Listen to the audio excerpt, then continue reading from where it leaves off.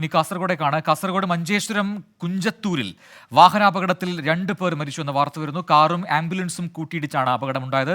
Car യാത്രികനാണ് മരിച്ചത്. അരുൺ പാറക്കൽ കാസർഗോഡ് നിന്ന് നൽകും കൂടുതൽ വിവരങ്ങൾ. അരുൺ, എപ്പോഴായിരുന്നു ഈ അപകടം? എന്താണ് സംഭവിച്ചത്? പ്രജിൻ, അപകടത്തിൽ 3 പേരുടെ മരണം സ്ഥിരീകരിച്ചിട്ടുണ്ട്. ബംഗളൂരുവിൽ നിന്ന് തൃശ്ശൂരിലേക്ക് വരുന്ന കാറും കാസർഗോഡ് നിന്ന് മംഗളൂരുവിലെ സ്വകാര്യ ആശുപത്രിയിലേക്ക് പോയ ആംബുലൻസുമാണ് കൂട്ടിയിടിച്ചത്. ഏകദേശം ഒരു അരമണിക്കൂർ മുൻപാണ് ഈ അപകടമുണ്ടായത്. ഗുരുവായൂർ സ്വദേശി ശ്രീനാഥ്, ശരത് മേനോൻ, ഒപ്പം കാറിലുണ്ടായിരുന്ന മറ്റൊരാളുടെയും മരണം സ്ഥിരീകരിച്ചിട്ടുണ്ട്. ആംബുലൻസിലുണ്ടായിരുന്ന രോഗിയായ ഉഷ, ഡ്രൈവർ ശിവദാസ് എന്നിവർക്ക് പരിക്കേറ്റിട്ടുണ്ട്. ഇവരെ മംഗളൂരുവിലെ സ്വകാര്യ ആശുപത്രിയിലേക്ക് മാറ്റിയിട്ടുണ്ട്.